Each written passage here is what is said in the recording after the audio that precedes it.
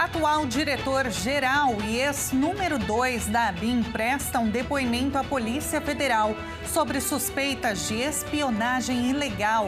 E você vai ver ainda. Polícia Rodoviária Federal reforça fiscalização nas estradas durante feriado prolongado. E ainda, os benefícios do chocolate para o corpo e a mente. Essas e outras notícias você confere agora no Redação Hit.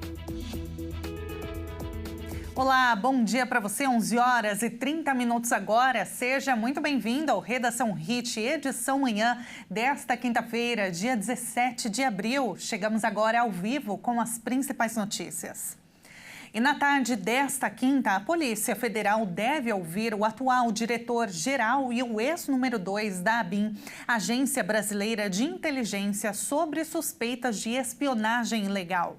Os depoimentos serão tomados de forma simultânea para esclarecer dúvidas sobre a ABIN paralela.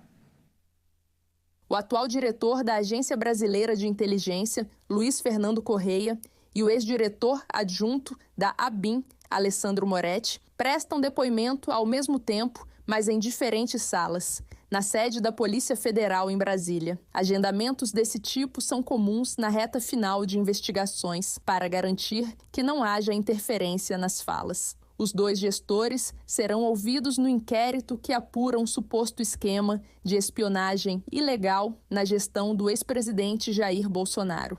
O estopim para os investigadores optarem pelos depoimentos foi a revelação de que o Brasil fez um ataque hacker contra o Paraguai para obter informações sobre a usina hidrelétrica de Itaipu. Correia e Moretti também terão que esclarecer a suspeita de que a atual gestão da agência tentou atrapalhar as investigações da ABIN paralela desde 2023. A suspeita de obstrução nas investigações levou Moretti a ser demitido. A PF também deve questionar os investigados sobre uma suposta pressão que exerceram na corregedoria da ABIN para evitar apurações sobre a espionagem ilegal.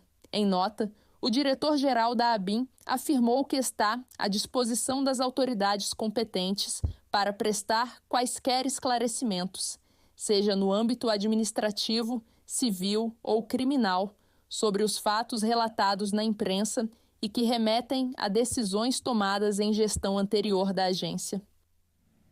E um alerta de risco geológico emitido pela Defesa Civil de Belo Horizonte vale até este sábado. A capital mineira já registrou mais chuva em 16 dias do que o esperado para todo o mês de abril. As regiões de Belo Horizonte mais atingidas foram a Nordeste, com 111 milímetros de chuva, ou mais de 90% do esperado, e Pampulha, com 108 milímetros. Com isso, até esta manhã, foram registrados, em média, 87 milímetros de chuva na capital, enquanto a média histórica dos 30 dias é 82 milímetros. A Defesa Civil de Belo Horizonte emitiu um alerta de risco geológico, que é válido até o sábado, já que o solo está encharcado. A capital mineira teve mais chuva em 16 dias do que o previsto para todo o mês de abril. A classificação de risco geológico é moderado, quando chove 50 milímetros ou mais em 48 horas. Já o risco forte é acionado quando chove mais de 70 milímetros em 3 dias. O órgão recomenda que a população fique atenta ao grau de saturação do solo, sinais construtivos e cuidados com quedas de muros, deslizamentos e desabamentos. O Corpo de Bombeiros de Minas Gerais alertou que tem recebido muitas chamadas por conta de quedas de árvores em vias públicas. As ocorrências causaram a obstrução e a circulação de veículos e pedestres. Tem que ficar bem atento a esses alertas e muita gente vai viajar nesse feriadão. Segundo a Artesp, que administra rodovias paulistas, a estimativa é de que só no estado de São Paulo, mais de 5 milhões de veículos devam passar pelas estradas. Seja interior ou para o litoral, todo mundo quer saber como vai ficar o tempo na sua região. E é por isso que nós vamos conversar agora ao vivo com a Maria Clara Sasaki, especialista em em meteorologia da Tempo OK. Maria Clara, muito bom dia para você.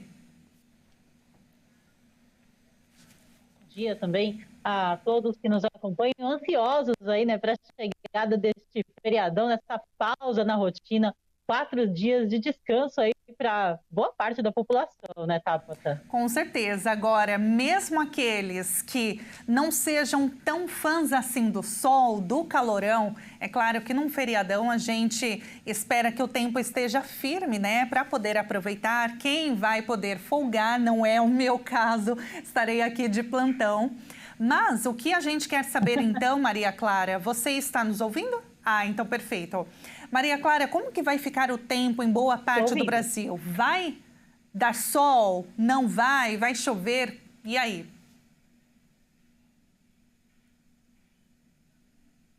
Olha só, Tabata, muito cuidado para quem está no sudeste e também no centro-oeste do país. Nós devemos ter instabilidades atuando nessas duas regiões ao longo dos próximos dias. Isso significa que tem potencial para pancadas de chuva, aquelas pancadas no final da tarde, que podem provocar, inclusive, alguns transtornos, como é o caso de Belo Horizonte, que está aí com essa condição de solo muito encharcado devido às chuvas que já aconteceram, e ainda há a possibilidade de novas chuvas. Quem vai pegar estrada já a partir de hoje, do final da tarde de hoje, tem que também tomar cuidado, porque as pistas podem ficar escorregadias devido à chuva que acontece principalmente entre a tarde e a noite. E essa chuva deve atingir aí todo o sudeste, todo o centro-oeste do Brasil e pode vir com acumulados elevados, inclusive no Espírito Santo e até mesmo no litoral da Bahia, Tabata. No Nordeste, como que vai ficar o tempo? A gente sabe que 4 dias é um tempo razoável, dá para muita gente que está no sul, no sudeste, em outra região, ir para o Nordeste, aproveitar as praias maravilhosas, tantas cidades lindíssimas. E aí, como que fica o tempo? Nesse outono, não chega a ser tão calor quanto o verão, mas geralmente o tempo lá é mais firme, né? E aí, Maria Clara? Exatamente, Tabata. Para o Nordeste, o calor está garantido em todos os estados, com exceção aí do litoral da Bahia, que tem essa possibilidade de chuvas mais volumosas agora nos primeiros dias do feriado. O restante da região tem apenas pancadas isoladas, predomínio de sol e temperaturas passando facilmente dos 32, 33 graus. No interior dos estados, interior da Bahia, Pernambuco, Piauí, Ceará, a temperatura pode ficar até mais elevada do que esse valor, chegando aí a 35, 36 graus, Tabata. Quais são as regiões, Maria Clara, ou estado que precisa de mais atenção? Você falou, né? Tem risco de chuva, tem previsão de chuva, mas tem algum que precisa, assim, de um monitoramento mais, um alerta mais profundo para a população? Para que as pessoas estejam atentas e evitem certas regiões, cidades?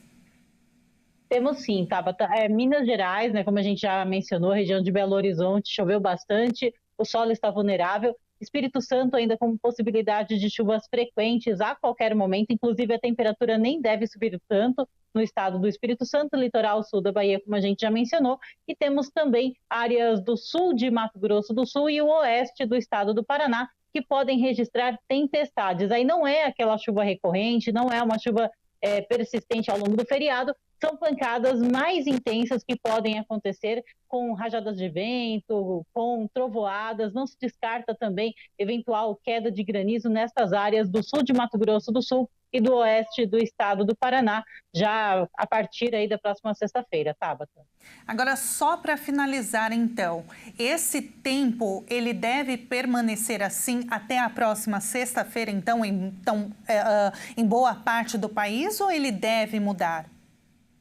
Vai mudar no decorrer da semana que vem, Tabata. Nós devemos ter uma frente fria avançando ao longo da próxima semana, que acaba mudando o tempo no centro-sul do Brasil. Então, essa condição é para agora, para este feriado, começando na Sexta-feira Santa, terminando aí no feriado de Tiradentes, é que nós devemos ter essa condição, esse cenário, né, de tempo mais instável para o centro-oeste, para a região sudeste do Brasil e áreas da região sul com predomínio de tempo um pouco mais firme, especialmente interior do Rio Grande do Sul e Santa Catarina, e essa condição deve mudar ao longo da próxima semana com o avanço aí dessa frente fria, Tabata. Perfeito, então, Maria Clara, muito obrigada mais uma vez pela sua participação aqui no Jornal, sempre trazendo de forma muito simples, muito fácil de entender, sem aqueles termos muito técnicos, né, que muitas vezes a gente fica sem entender o que é isso, mas que tipo de fenômeno é esse? Não, você é perfeita, muito obrigada, foi um prazer mais uma vez te receber aqui, um ótimo feriado para você. Eu que agradeço, obrigada aí pela oportunidade e pelo elogio também, porque transmitir uma informação de forma simples é realmente algo satisfatório. Agradeço e até o próximo.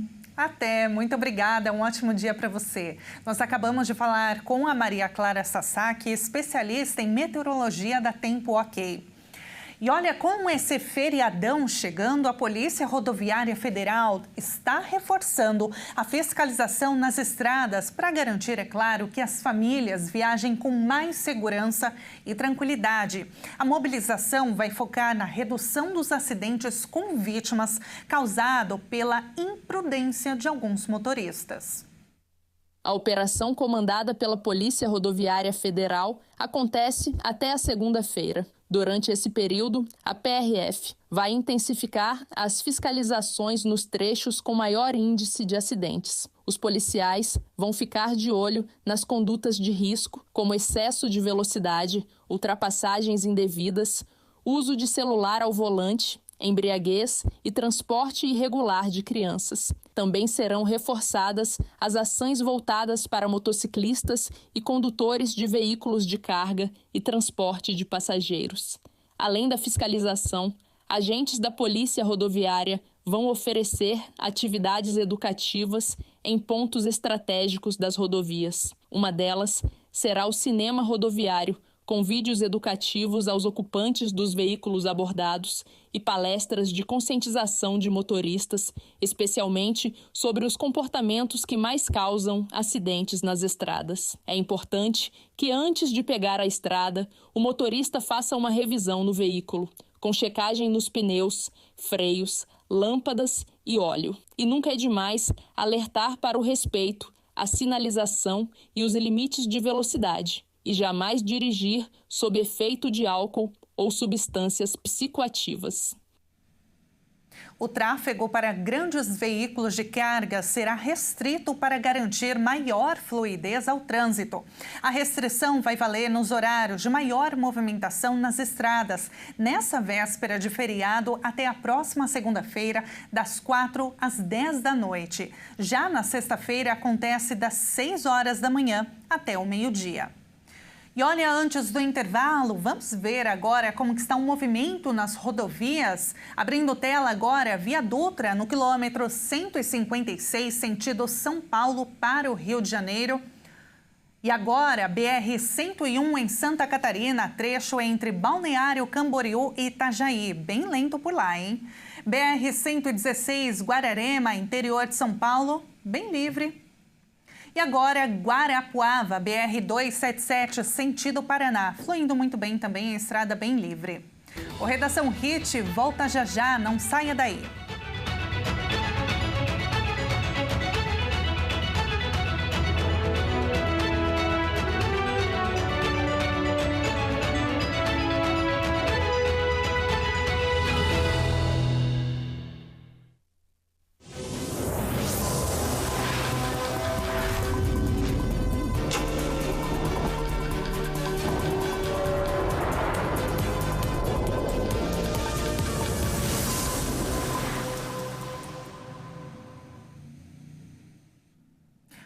Horas e 46 minutos agora, o Redação Hit está de volta.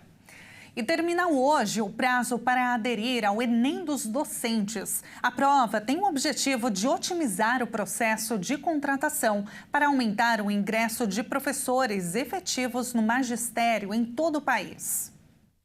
O chamado Enem dos docentes será anual e pretende facilitar o processo de seleção e contratação por concursos públicos e, com isso, aumentar o número de profissionais da educação efetivos no país. Nesta primeira edição, a prova unificada usará como referência a prova do Exame Nacional de Desempenho dos Estudantes das Licenciaturas, implementado no ano passado. o Instituto Nacional de Estudos e Pesquisas Educacionais, Anísio Teixeira, responsável pela realização do ENAD das licenciaturas, vai aplicar a prova em todo o território nacional de forma descentralizada no último trimestre de 2025. Os resultados da prova terão validade por 3 anos.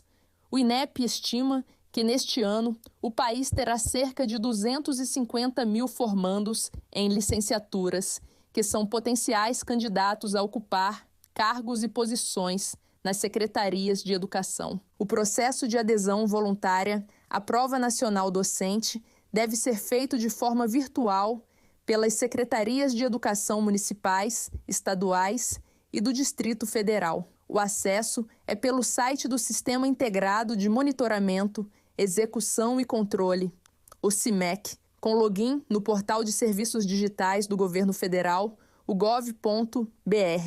A Prova Nacional Docente não substitui o processo seletivo das redes. Por isso, após a confirmação da adesão pelo INEP, cada Secretaria de Educação deve cadastrar o próprio edital de seleção de professores até 25 de junho, no mesmo CIMEC, indicando o uso da nota da Prova Nacional Docente como parte da seleção. E nessa época do ano, mesmo com o aumento do cacau, empreendedores na área da confeitaria aproveitam a Páscoa para faturar mais e conquistar novos clientes com muita criatividade e jogo de cintura para driblar o preço da matéria-prima.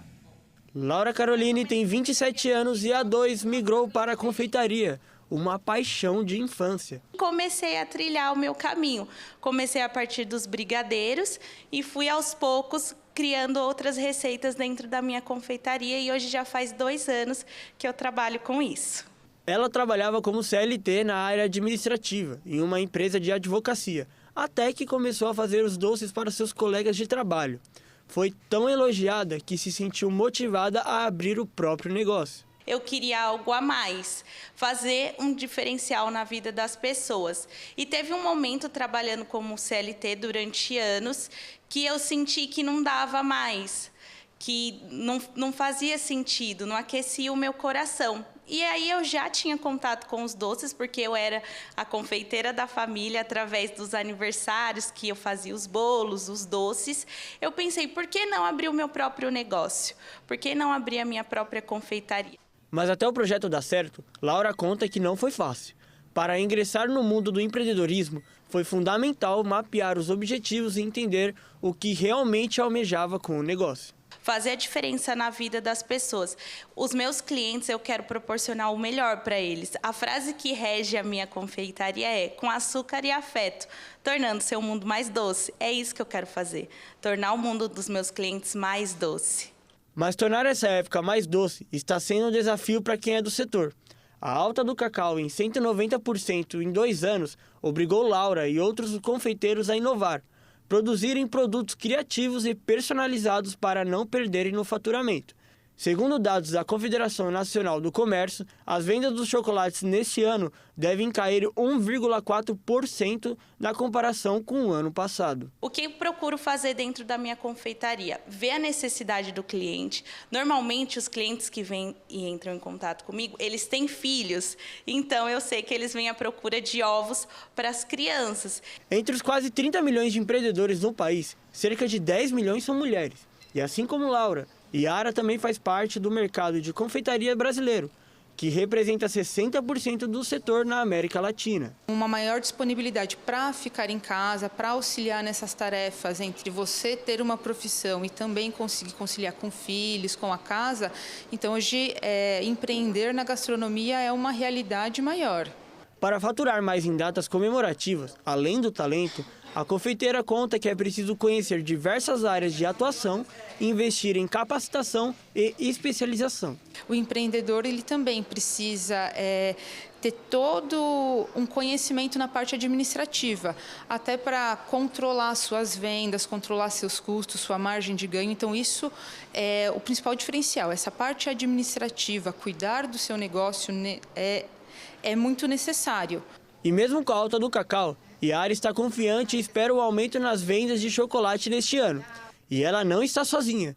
A Associação Brasileira do Comércio de Artigos para Festas e Correlato, a ASBREF, prevê um crescimento de quase 10% em relação ao ano passado. É uma época em que o confeiteiro consegue vender bem, então ele consegue ter uma margem de lucro muito boa. E deu água na boca, hein? E olha, nesta edição nós vamos conhecer a cidade onde o missionário R.R. Soares vai fazer o próximo culto daqui a pouquinho. A cidade é Oradea, na Romênia. Oradea, situada nas margens do rio Crisul-Répide, apenas 13 quilômetros da fronteira com a Hungria e com mais de 200 mil habitantes, é uma das maiores cidades da Romênia. Conhecida por sua arquitetura Arte Nouveau, o município abriga cerca de 89 edifícios nesse estilo, com construções barrocas e medievais. Oradea passou por uma revitalização urbana nos últimos anos e se tornou um exemplo de modernização com preservação do patrimônio.